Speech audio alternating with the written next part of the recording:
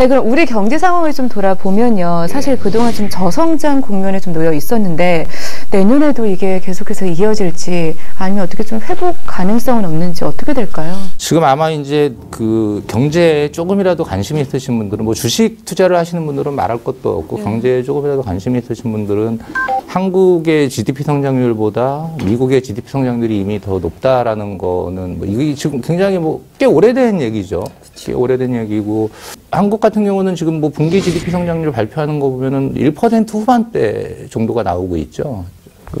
굉장히 신중하게 발언을 하셔야 됩니다. 아니, 그러니까 지금까지 나온 지표들을 보면 지금까지 나온 사실은 이제 우리가 잠깐 제가 그 숫자 부분보다 이제 조금 더 스토리를 말씀을 드리면 우리가 이제 경기에 대해서 이야기할 때 역시 두 가지 관점에서 봐야 됩니다. 첫 번째는 구조적인 관점, 두 번째는 순환적인 관점. 자, 구조적인 관점에서 한국 경기가 앞으로 좋아질 수 있을까요? 사실 우리 모두가 알고 있습니다. 답을. 쉽지 않다. 일본의 과거를 좀 따라가는 거 아니냐라는 우려들. 그렇죠. 사실 우리나라는 그 3차 산업혁명과 세계화의 흐름에서 어찌 보면 가장 성공적인 나라였다. 그렇죠. 이 조그맣고 자원 한 톨 안 나는 그런 나라에서 이 세계화의 그런 흐름, 무역의 그런 확장을 가장 잘 반응을 했던 나라죠. 그 얘기는 지금 우리 기업들이, 우리 민간이, 우리 정부가 가지고 있는 자산들이 전부 다 거의 대부분 이 세계화와 자유무역 그 부분에 맞춰져 있습니다. 예, 대형 뭐 규모의 경제. 근데 지금 이제 세상이 바뀌고 있잖아요.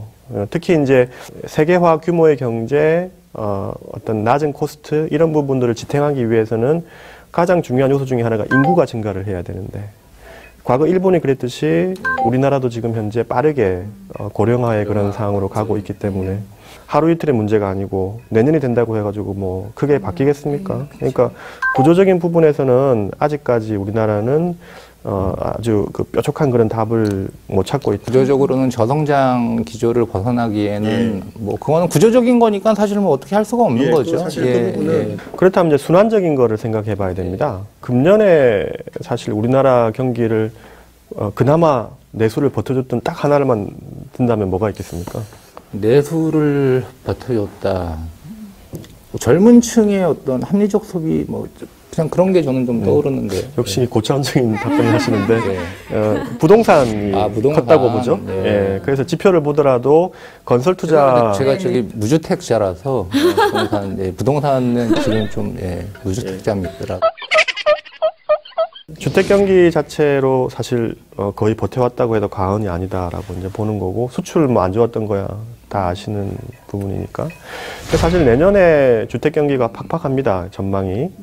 왜냐하면은 일단 수급적인 측면에 있어서 내년에 입주 물량이 쏟아지는 그런 해고, 파이낸싱이 중요한데 금리가 오르고 있다라고 하는 것이 그렇죠. 또 역시 굉장히 위협이 되는 부분이기 때문에 이 두 개만 놓고 보더라도 내년에 우리나라의 주택 경기 자체가 금년보다는 좀 눌릴 거다라고 보면 사실 그러면 뭘로 내년에 경기에 대해서 희망을 가질 수 있느냐. 구조도 안 되고 순환도 안 되는 거 아닙니까? 근데 하나 있습니다.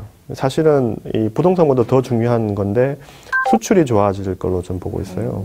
아까 뭐 트럼프 당선자 이야기도 많이 했습니다만은 뭐 지금 저기에서 보호무역 이야기하고 있는 그런 마당에 무슨 수출이냐라고 하실 수 있겠지만 몇 가지 요인이 있습니다. 첫 번째, 아까도 말씀드린 대로 미국이 좋아지고 있다. 물론 이제 많은 분들이 아니 우리나라가 이제 중국이 최대 수출국이 된 지가 언젠데 미국 좋아진다고 하더라도 중국 안 되면은 어떻게 한국 수출이 좋아져?라고 반문을 하시겠지만 그렇게 스스로 잠을 자다가 하시면 저는 뭘 합니까? 그러면 뭐 이거 끊으시고 다시 치고 아니요 저기 하십시오. 치고 들어가려고 그랬는데 스스로 잠을 자다 버려버리시니까 죄송합니다. 아닙니다. 아주 좋은 지금 좋은 분이신데. 근데 조금 중국 수출에 대해서 우리가 너무 과도하게 인식하는 게 있습니다. 지금 예를 들어서 우리가 통관 기준으로 대중 수출이 한 전체 수출의 30% 정도 된다고 이야기하고 미국은 10%밖에 안 된다고 이야기하는데 이제 그거를 이제 기준을 좀 바꾸게 되면 사실 우리가 중국을 통해서 가공을 해서 미국으로 수출하는 게 많잖아요. 유럽이나. 그러면 이게 통관 기준으로 하게 되면은 중국 수출로 잡히는 것이 국제 수지 기준으로 하게 되면은 미국 수출로 잡히게 되거든요. 그래서 그 기준을 바꿔보면은 미국의 수출 비중이 한 16%까지 올라가게 되고 중국은 떨어지게 됩니다. 그래서 우리나라는 여전히 미국이 굉장히 중요한 시장이고 또 거기다가 어쨌든 우리나라가 국제 수지 측면에서 대중 수출보다는 대미 수출을 통해서 얻어내는 그런 수지가 더 많다라고 부가가치가 좀 더 높다. 네. 결국 우리의 부가 중요하다고 한다 그러면은 여전히 우리나라는 대미 수출이 굉장히 중요한 나라인 거고 그런 측면에서 미국이 순환적으로 좋아지고 있다는 부분은 우리가 분명히 좋게 볼 수 있는 부분이고요. 두 번째로 최근 몇 년간의 한국 수출의 부진은 가격 측면에 있어서 결국은 좋지 못했다. 그리고 사실 뭐 우리나라가 기름 한 톨 안 나는 나라라고 이야기하지만 또 우리나라는 유가 관련 산업이 굉장히 많아요. 그렇죠. 예, 석유화학, 뭐 에너지, 조선, 기계. 그래서 이 유가의 그런 상승이 오히려 반가운 나라가 우리나라입니다, 사실은. 근데 아시다시피 최근 몇 년간 유가가 거의 반토막 이상 났었다. 그러면은 이 한국 수출 품목들도 대부분 다 가격이 따라서 빠질 수밖에 없어요. 그러니까 원유를 수입해서 그거를 이제 정제 또는 뭐 그렇죠. 가공을 해가지고 석유화학 제품으로 만들어서 재수출하는 그런 비중이 우리 한국인 굉장히 높은. 예, 그런 부분도 있고 또 이제 이런 산유국들이 또 잘 되어야지만 좋아지는 산업, 예를 들어서 플랜트 산업이라든지 이런 것들이 많이 있으니까. 근데 이제 아시다시피 최근에 드디어 이 원유 시장의 어떤 절반 이상을 차지하는 일종의 카르텔이 더 이상의 유가 하락은 용납 못한다. 적어도 유가의 뭐 급등까지는 아니라고 하더라도 금년보다 내년에 유가가 조금 더 형편이 좋을 수가 있다고 한다 그러면은 이제 드디어 한국의 수출 단가가 올라갈 수 있다는 함의거든요. 그러면 아까 말씀드린 대로 미국 좋아지고 그다음에 단가가 좋아지는 것만으로도 한국 수출은 좋아질 수 있습니다. 그렇다면 사실 주택도 중요하지만 이게 서로 내년에 빠진다고 하더라도 수출이 좋아지는 부분이 충분히 커버가 가능하고 이런 부분들이 결국은 국가 경제라든지 또 기업 실적, 특히 수출 기업들 실적, 대형주 뭐 이런 쪽에 훈풍을 넣어줄 것으로 보고 있기 때문에 근데 결국 이제 우리가 체감하는 경기와 또 국가 전체 경기에는 다를 수 있겠지만 그래도 국가 경제가 좋아지는 것이 좋습니다. 예, 그렇다면 내년에는 좀 숫자상으로도 전체 경제 규모상으로도 좀 좋아지는 부분이 있다. 이제 주식 투자자 관점에서 이제 그런 이제 질문이 생기는 거죠. 그럼 방금 말씀하신 부분들이 지금 수출 대형주들 주가에 좀 어느 정도는 분명히 선반영돼 있을 것 같은데 여전히 이제 많은 하우스 또 전문가분들이 뭐 단기적으로 지금 중소형주들이 좀 움직이고는 있지만 큰 틀에서는 대형 수출주를 좀 선호한다는 의견들을 많이 아직도 제시를 하고 계시거든요.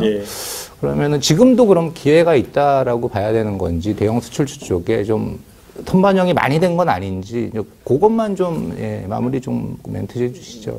우리가 뭐 이런 얘기를 할 때 보통 많이 하는 게 밸류에이션 밴드 이야기를 많이 하죠. 일단 뭐 첫 번째 그런 관점에서 봤을 때 대부분의 약간 낮은 PER을 가지고 있는 수출주들의 최근에 밸류에이션 밴드를 보게 되면 5년으로 보나 10년으로 보나 아직까지 중간값보다 조금 못 미치고 있어요. 뭐 그런 측면에서 밸류가 적어도 비싸다라고 말하기에는 아직까지는 좀 이르고요. 어쨌든 경기가 좋아지고 원자재 가격이 오르면 물가가 올라가는 부분이 있는데 물가가 올라간다.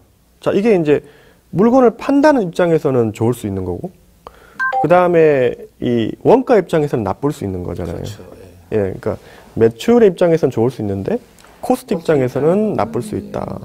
얼마나 코스트를 낮춰서 세일즈를 높여서 마진을 높이느냐에 대한 부분인데 그렇다면 거기서 중요한 단어가 가격 전가력이 되게 대단히 중요하다.